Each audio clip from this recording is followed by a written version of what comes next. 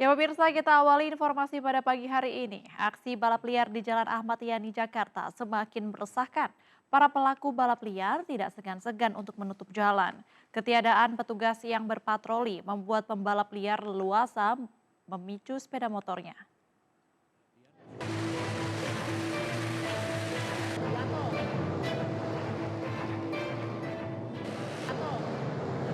Akibat terlalu kencang memacu sepeda motornya, seorang pelaku balap liar mengalami kecelakaan akibat bersenggolan dengan pelaku lain di ruas Jalan Ahmad Yani, Cempaka Putih pada Minggu dini hari. Korban yang mengalami luka cukup serius langsung dievakuasi oleh rekan-rekannya. Meski menimbulkan korban luka, namun tidak membuat para pembalap liar ini berhenti. Puluhan pemuda tetap saja bereaksi dengan sepeda motor yang sudah dimodifikasi tanpa memperdulikan keselamatan. Bahkan mereka menutup ruas jalan agar tidak dilintasi kendaraan saat berlangsung balapan liar. Tidak hanya itu, aksi berbahaya tersebut juga disiarkan streaming di media sosial. Lagi nonton speeding, Bang. Iya. Biasanya dari hari apa sih, Bang? Tiap hari sih, Bang. Tiap hari? Iya, Bang. Ini memang abang lagi nonton atau gimana, Bang? Lagi nonton, Bang. Oh gitu. Emang senang apa gimana, Bang? Senang, Bang. Ini sambil pegang HP sambil live atau gimana, Bang? Iya, Bang. Nge-live TikTok, Bang. Buat apa tuh, Bang? Buat menghibur, Bang. Bang, Warga sekitar dan pengguna jalan menyesalkan ketiadaan petugas kepolisian yang berpatroli, sehingga para pembalap liar leluasa melakukan balapan liar yang membahayakan orang lain. Dari Jakarta, Rizky Falupi, iNews melaporkan.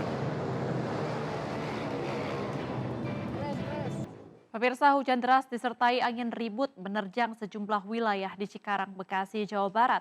Kuatnya angin membuat atap tribun barat Stadion Wibawa Mukti Cikarang rusak parah dan nyaris ambruk. Stadion Kabupaten Bekasi. Hujan deras disertai angin ribut ini terjadi di Desa Sertajaya, Cikarang Timur, Bekasi, Jawa Barat. Kuatnya angin yang disertai hujan deras membuat atap tribun barat Stadion Wibawa Mukti Cikarang terlepas dari rangkainya dan rusak berat.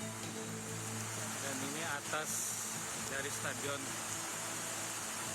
Kabupaten Bekasi. Tak hanya itu, angin ribut yang menerpa juga merobohkan belasan warung pedagang serta patung golok yang merupakan ikon Kabupaten Bekasi di sekitar Stadion Wibawa Mukti Cikarang. Menurut warga, awalnya hujan deras mengguyur di wilayah stadion. Tak berapa lama setelah hujan mengguyur, tiba-tiba angin berhembus kencang dan langsung menerjang semua bangunan di lokasi. Tiba-tiba angin datang gitu, sampai atap stadion pun terbang gitu. Atap stadion, tribun barat, berangkat. Terus imbasnya anginnya berbalik ke warung karena mentok bangunan stadion. Akhirnya muter ya, nggak bedanya kayak puting beliung gitu, Bang. Itu yang ambruk apa aja, Bang? Warung-warung, stadion, atapnya, Ke bawah angin. iya ke bawah angin. Itu kejadian cepat nggak sih? Cepat, Bang. Meski tak sampai menimbulkan korban jiwa, angin ribut ini sempat membuat warga serta pedagang di lokasi panik dan berlarian menyelamatkan diri.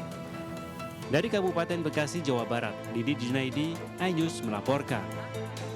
Pemirsa, sebuah gudang tiner di Jalan Industri Jati Uwung, Kota Tangerang, ludes terbakar. Sementara di Kabupaten Bekasi, Jawa Barat, akibat hubungan arus pendek listrik dari tempat mainan anak sebuah toko swalayan di Lahap Si Jago Merah.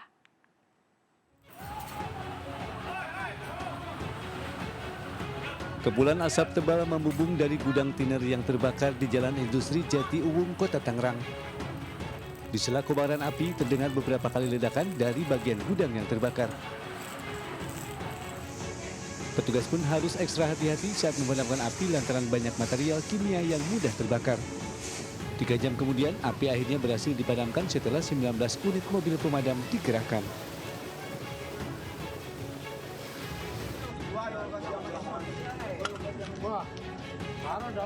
Kebakaran juga terjadi di Jalan Sultan Hasanuddin Tambun Selatan, Kabupaten Bekasi, Jawa Barat.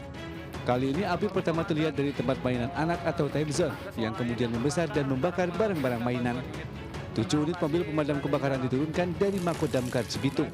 Api baru dapat dipadamkan 1 jam setelah kejadian.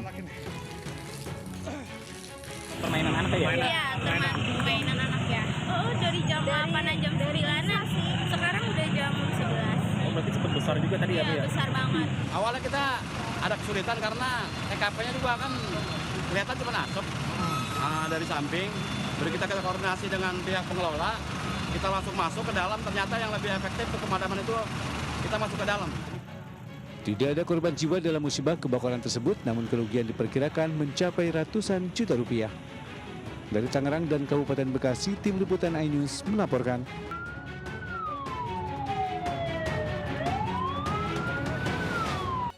Pemerintah Indonesia telah merilis foto resmi Presiden dan Wakil Presiden periode 2024-2029 Prabowo Subianto dan Gibran Rakabuming Raka.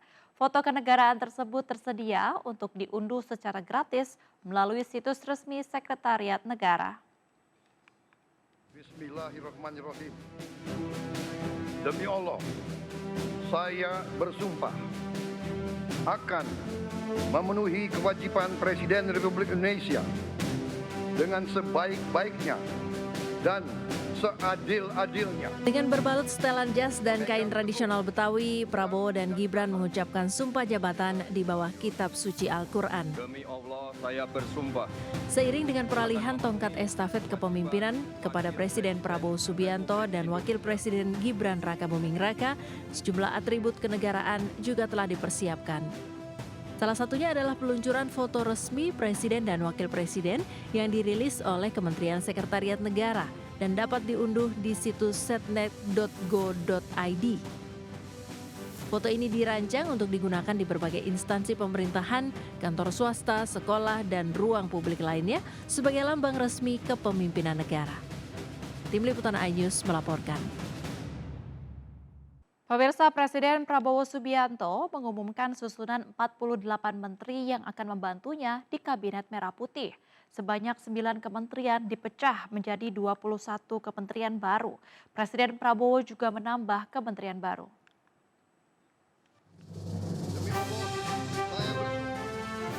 Presiden Prabowo Subianto melantik 48 menteri dan 5 kepala badan setingkat menteri yang akan membantunya dalam Kabinet Merah Putih. Sebanyak 9 kementerian lama dipecah menjadi 21 kementerian baru. Kementerian Koordinator Bidang Pembangunan Manusia dan Kebudayaan Kemenko PMK dipecah menjadi 2 kementerian koordinator baru, yakni Kementerian Koordinator Bidang Pembangunan Manusia dijabat Pratikno dan Kementerian Koordinator Pemberdayaan Masyarakat dijabat Muhaimin Iskandar atau Caimin. Kementerian Hukum dan Hak Asasi Manusia juga dipecah menjadi 3 kementerian baru, yakni Kementerian Hukum, Kementerian Hak Asasi Manusia, serta Kementerian Imigrasi dan Pemasyarakatan. Presiden Prabowo juga menambah kementerian baru, yakni Kementerian Penempatan Migran yang sebelumnya berbentuk Badan Perlindungan Pekerja Migran Indonesia atau BP2MI dan menunjuk Abdul Qadir Karding sebagai Menteri Penempatan Migran.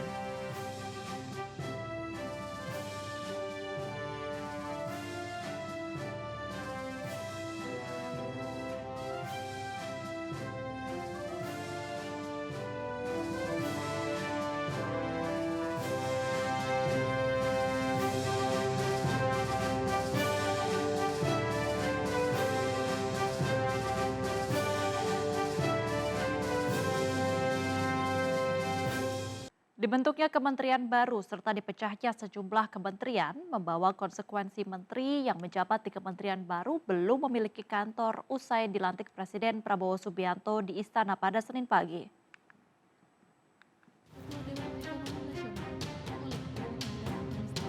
Kebingungan diutarakan Menteri Koordinasi Infrastruktur dan Pemberdayaan Kewilayahan Agus Harimukti Yudhoyono. Ketua Umum Partai Demokrat itu tidak tahu akan berkantor di mana usai pelantikan. Pasalnya kantor kementeriannya sedang dicarikan oleh Kementerian Sekretariat Negara karena merupakan Kemenko baru. Pria yang akrab disapa AHY itu mengungkapkan beberapa menteri lain juga mengalami problem yang sama. Nah, itu juga belum saya ketahui secara pasti.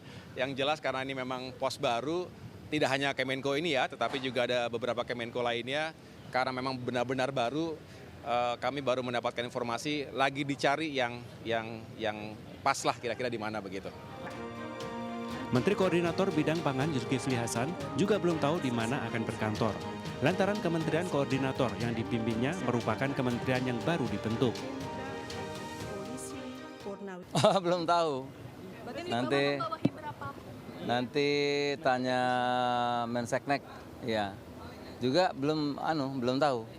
tahu kantornya? Belum tahu, ya nanti kalau sudah dilantik baru kita rapat ya. Berarti kira-kira kapan tuh Pak bisa mulai aktif bekerja, kan belum ada. Setelahnya langsung dong, habis ini serah terima dulu.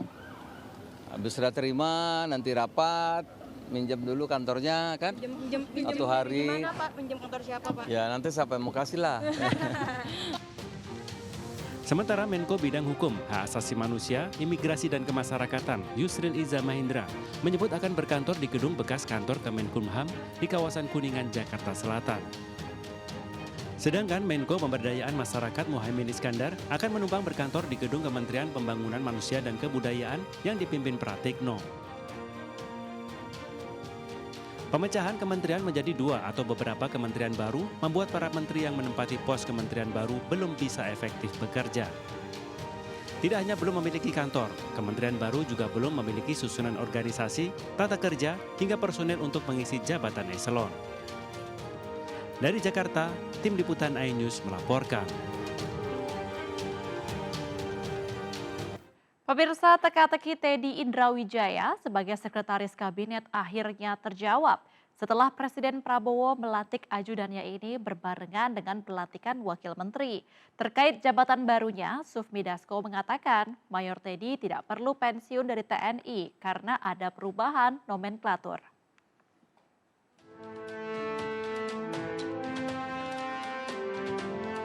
Sosok Mayor Teddy Indrawijaya sempat menyita perhatian publik, terutama saat kampanye Pilpres 2024 lantaran kerap mendampingi Prabowo Subianto.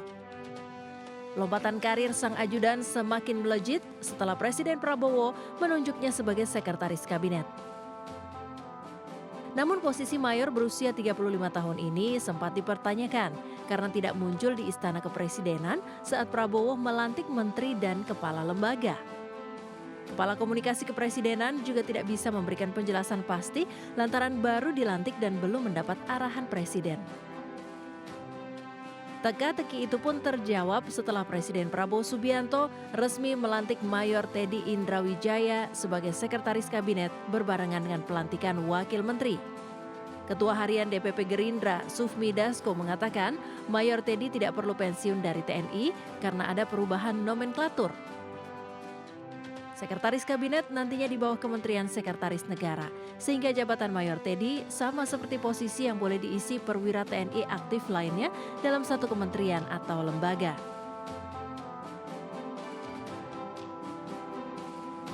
Mayor Teddy lahir di Manado dan dibesarkan dari keluarga tentara. Ia sempat mengenyam pendidikan di SMA Taruna dan berlanjut ke Akademi Militer di Magelang, Jawa Tengah. Tercatat, Mayor Teddy pernah mengikuti kursus militer spesialis di Kopassus, sekolah intelijen di Australia, dan berbagai sekolah spesialis di Amerika Serikat. Perwira menengah TNI ini sempat menjadi asisten ajudan Presiden ke-7 Republik Indonesia Joko Widodo sebelum menjadi ajudan Presiden Prabowo Subianto. Tim Liputan iNews melaporkan. Usai dilantik, para menteri baru langsung melakukan serah terima jabatan dengan menteri lama. Acara serah terima jabatan berlangsung di kantor kementerian.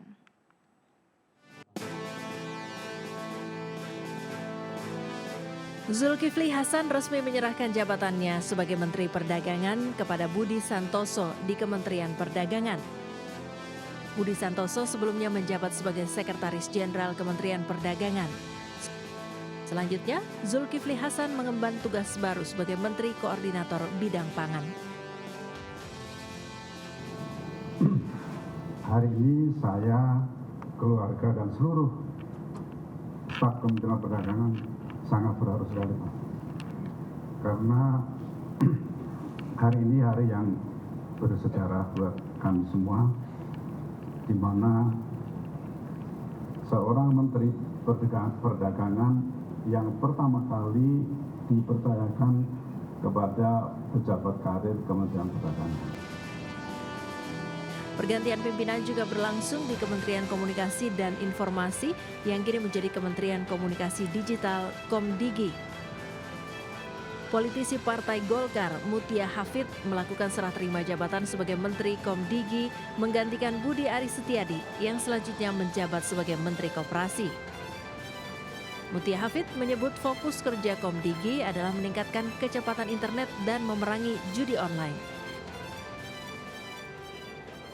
Memang yang paling banyak juga diharapkan masyarakat adalah bagaimana mengamankan data, bagaimana security PDNS kita, PDN kita, kemudian juga bagaimana mengamankan anak-anak muda kita dari hal-hal yang buruk di internet. Jadi judi online tentu salah satu fokusnya, pinjaman online ilegal. Sementara Menteri Kementerian Kelautan dan Perikanan tetap dijabat Sakti Wahyu Trenggono. Sakti Wahyu menargetkan dalam 5 tahun ke depan, produksi perikanan Indonesia dapat mengalahkan Vietnam untuk mendukung ketahanan pangan melalui proyek Ocean Big Data guna pemantauan dan pengawasan segala aktivitas kelautan secara real time. Sakti Wahyu Trenggono didampingi Wakil Menteri KKP Didit Herdiawan. Begitu pula di Kementerian BUMN tidak mengalami perubahan pimpinan. Erick Thohir mengatakan akan menjaga visi Presiden Prabowo Subianto dengan mendorong percepatan pengusaha baru dan UMKM agar dapat merealisasikan swasembada pangan, swasembada energi, dan hilirisasi. Erick Thohir dibantu 3 wakil menteri, yaitu Kartiko Widjoatmojo, Doni Oskaria, dan Aminuddin Amruf yang merupakan mantan staf sus Presiden ke-7 Joko Widodo. Tim Liputan iNews melaporkan. Pemirsa, besaran gaji menjadi sorotan usai Presiden Prabowo Subianto resmi melantik Menteri Kabinet Merah Putih. Berapa besar sebenarnya gaji dan tunjangan menteri dan wakil menteri di Kabinet Merah Putih?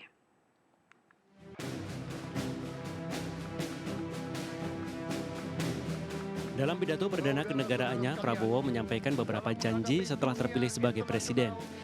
Di antaranya mengentaskan kemiskinan hingga menaikkan gaji aparatur sipil negara ASN. Prabowo juga mengumumkan 53 nama menteri beserta 56 wakil menteri Kabinet Merah Putih yang akan membantunya selama 5 tahun ke depan. Bersama itu pula publik penasaran terkait gaji dan tunjangan menteri Kabinet Merah Putih. Apalagi sebelumnya Presiden Jokowi telah menandatangani kenaikan gaji dan tunjangan ASN. Berdasarkan keputusan Presiden, gaji dan tunjangan Menteri Negara sebesar Rp18.648.000 per bulan. Sementara gaji Wakil Menteri diatur dalam Peraturan Menteri Keuangan PMK Nomor 176 PMK 02/2015. Dalam pasal 2 Peraturan PMK dirincikan, hak keuangan Wakil Menteri sebesar 85% dari tunjangan jabatan menteri sesuai Kepres Nomor 68 2001. Artinya, jika Menteri Negara mendapat tunjangan Rp13.608.000 per bulan, maka Wakil Menteri mendapatkan tunjangan sebesar Rp11.566.800 per bulan. Dari Jakarta, Tim Liputan iNews melaporkan. Sehari setelah dilantik, Wakil Presiden RI Gibran Rakabuming Raka menjamu Wakil Presiden Tiongkok Han Zheng untuk makan siang di Istana Wakil Presiden Jakarta. Pada santap siang kali ini, Wakil Presiden Cina Han Zheng dikenalkan dengan sejumlah hidangan khas Indonesia, mulai dari otak-otak hingga nasi goreng kecombrang.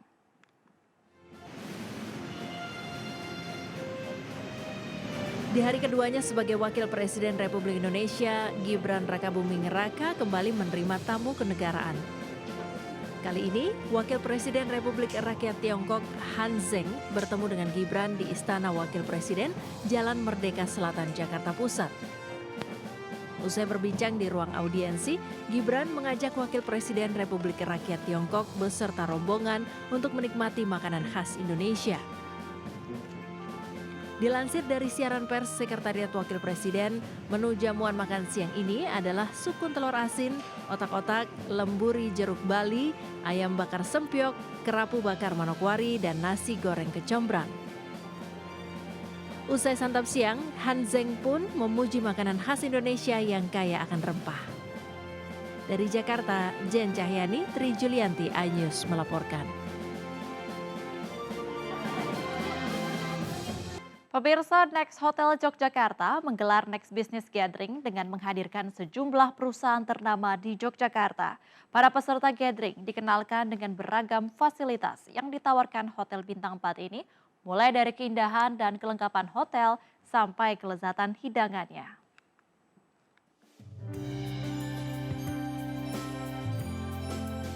Hotel Bintang 4 yang berada di Jalan Laksda di Sucipto, Kabupaten Sleman, Next Hotel Yogyakarta, memiliki fasilitas lengkap dan luas baik untuk perusahaan maupun individu-individu yang akan mengadakan pertemuan maupun acara. Dalam meningkatkan kolaborasi yang baik ke depan bersama para stakeholder dan partner, Next Hotel Yogyakarta menggelar bisnis gathering serta mengundang sejumlah perusahaan ternama di Yogyakarta dan sekitarnya. Ratusan peserta yang hadir juga dimanjakan dengan menu makanan ala Western, lengkap dengan live cooking di area poolside. Bisnis gathering khusus corporate kami undang sekitar 100 orang, jadi sekitar 50 corporate atau perusahaan. Konsepnya kami adalah kami ingin berkolaborasi, ingin memberikan tawaran bahwa Next Hotel memberikan ada paket dari half day, full day ataupun paket full boat. Bisa menginap di sini sambil meeting. Kalau paket meeting kita sesuaikan sama tamu ya, tapi kita sediain beberapa pilihan, mulai dari Western, Asian sampai tradisional kita sediain. Jadi kalau memang mereka meetingnya terlalu panjang dan banyak beberapa hari gitu, kita mix. Jadi biar tamu itu nggak bosen.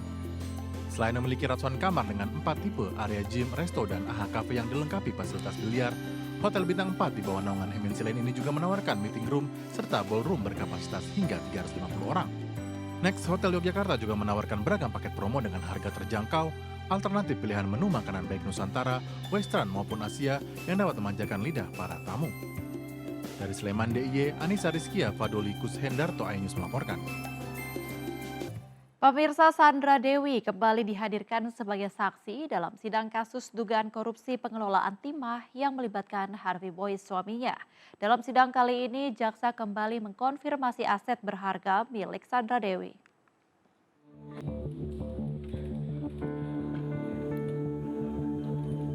Sidang tindak pidana korupsi yang melibatkan suami Sandra Dewi, Harvey Boyce, kembali digelar di Pengadilan Negeri Jakarta Pusat pada Senin 21 Oktober 2024. Sidang yang beragendakan konfirmasi atas barang milik Sandra Dewi menghadirkan Sandra Dewi sebagai saksi. Dari barang sitaan yang dikonfirmasi ada 88 tas branded, 1 unit apartemen, sebidang tanah, dan juga perhiasan. Khusus untuk tas branded yang diakui Sandra Dewi sebagian besar adalah hasil endorsement, jaksa penuntut umum sedang mengkaji lebih dalam bukti endorsement sebanyak 1 koper. Untuk Sandra Dewi, ya memang ada tadi penjelasan mengenai tas sekali lagi, tapi kami melihat dari sisi JPO, ada beberapa yang tentu masih perlu dikonfirmasi sekali lagi karena ketika saksi menerangkan mengenai endorsement, kita sampai dengan persidangan tadi kita belum lihat. Ya kan kalau endorsement itu postingan, ya buktinya adalah postingan. Lalu postingan itu akan di-tag ini dari siapa dan ke siapa. Kalau itu tokonya toko apa, lalu di-tag tokonya, disampaikan di dalam postingan itu di captionnya, ya. Nah itu juga harus paham tuh gimana caranya sebenarnya dalam praktek endorsement. Saya tanya, apakah semua endorsement itu ada kontrak tertulis? Enggak. Sepanjang dia posting lalu disampaikan posting itu dikirim kepada si endorser atau video itu dikirim kepada endorser, itu sudah selesai. Ditemui usai sidang, Sandra Dewi enggan memberikan keterangan terkait persidangan. Sandra hanya mengucapkan terima kasih kepada awak media sembari berlalu meninggalkan ruang sidang. Tim Liputan iNews melaporkan.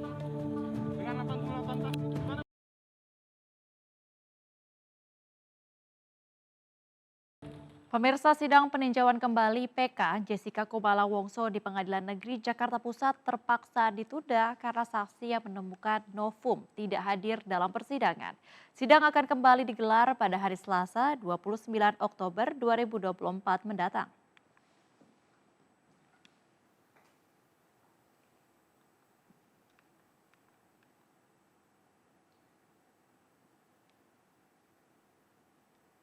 Majelis Hakim Pengadilan Negeri Jakarta Pusat menunda sidang perdana PK atas putusan MA yang diajukan Jessica Wongso, terpidana kasus pembunuhan Mirna Salihin, karena penemu novum belum disumpah.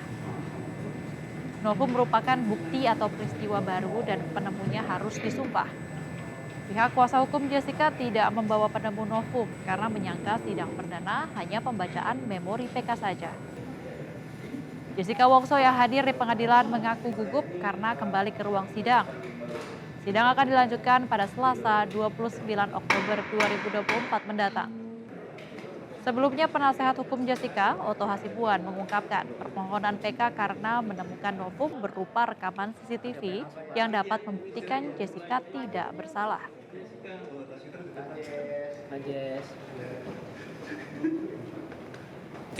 Tidak ketinggalan, kita udah kita bawa. Cuman yang menemukannya itu yang harus dihadirkan untuk disumpah. Artinya kita sumpah dulu, baru dilakukan proses persidangan untuk membacakan memori PK-nya. Itu aja. Nervous ya setelah sekian tahun kembali ke ruang sidang lagi, tapi ya sekarang status saya juga sudah berbeda, sudah tidak ditahan, jadi ya setidaknya lebih baiklah daripada yang masa yang lalu. Pemirsa, mendorong generasi muda agar lebih kreatif dalam menulis cerita, MNC Pictures kembali mengadakan Klaklik Connection Goes to Campus. Digelar di Universitas Pajajaran Kampus Jatinangor, Kabupaten Sumedang, Jawa Barat. Acara ini turut menjadi sarana edukasi dalam meningkatkan kreativitas.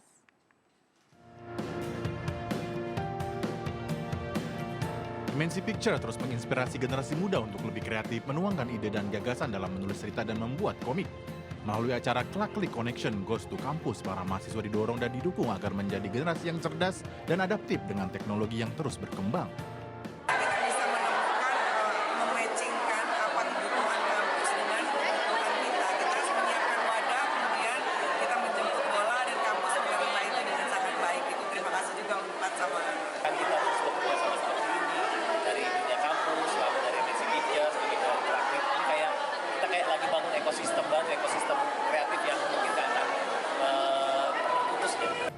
Bersama Avoskin, ajang di Unpad Jatinangor, Kabupaten Sumedang ini juga memberikan pengalaman berharga mengenai cara pembuatan film dan sinetron serta konten.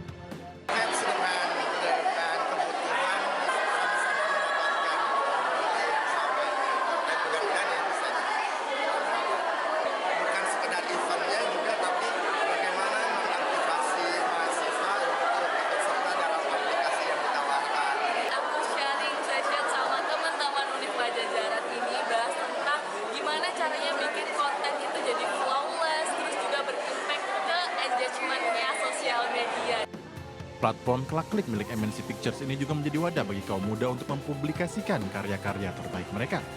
Keren banget Unpad, antusiasnya, audiensnya juga.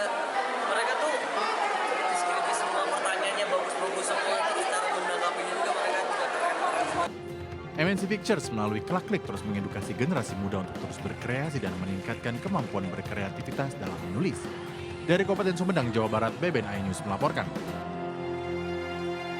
Pemirsa, calon gubernur Jakarta Pramono Anung berjanji membangun sekolah negeri di Koja, Jakarta Utara. Sementara Cawagup Jakarta nomor urut 1 Suswono mengajak pelajar berkolaborasi dalam membangun Jakarta. Mengapa dua calon pemimpin Jakarta ini begitu menggebu menyorot sisi pendidikan di Jakarta? Berikut liputannya untuk Anda.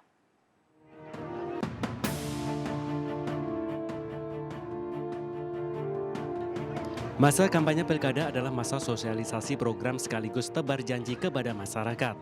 Dalam kunjungannya ke kawasan Koja, Jakarta Utara, Cagup Jakarta nomor urut 3 Pramono Anung berjanji akan meningkatkan operasional RT, RW, perbaikan KJP, hingga peningkatan alokasi anggaran untuk kader Dasawisma dan Jumantik.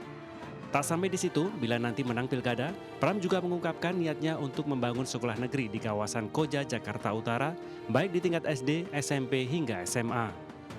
Hal ini ia maksudkan agar masyarakat Jakarta mendapatkan kemudahan akses untuk menjangkau pendidikan. Jadi kalau kita lihat di sini, daerah yang seperti ini kan nggak mungkin nggak ada sekolah negeri, SD aja nggak ada.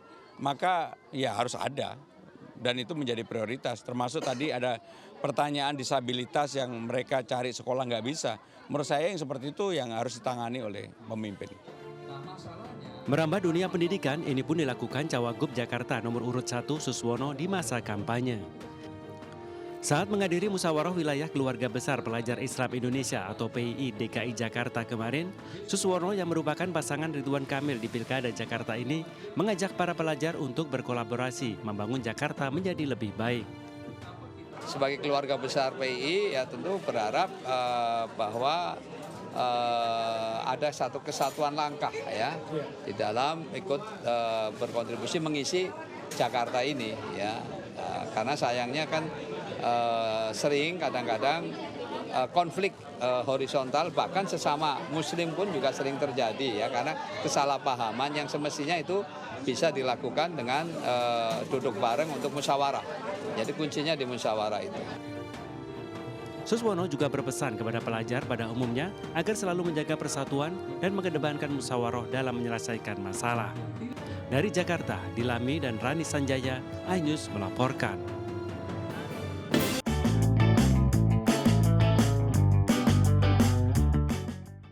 Berawal dari hobi serta komunitas penyelamat hewan, seorang pegawai kantoran mampu mendapat penghasilan tambahan dari breeder atau ternak kucing ras. Dari usaha sampingannya tersebut, dirinya mampu menghasilkan omset hingga puluhan juta rupiah per bulannya.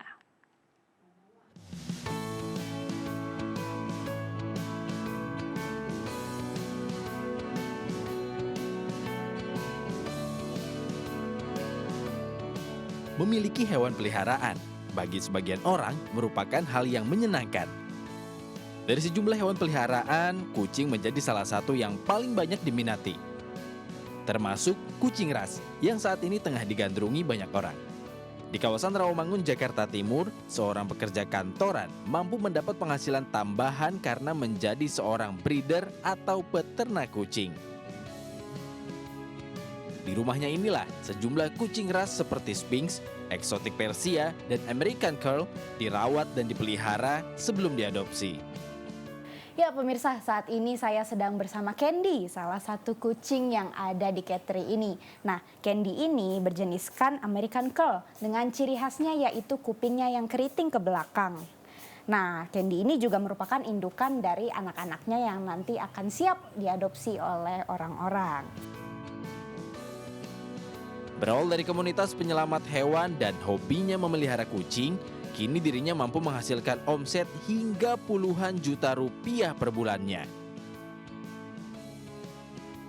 Kalau saya sendiri biasa lepas adop itu kisaran 10 juta sampai dengan 25 juta.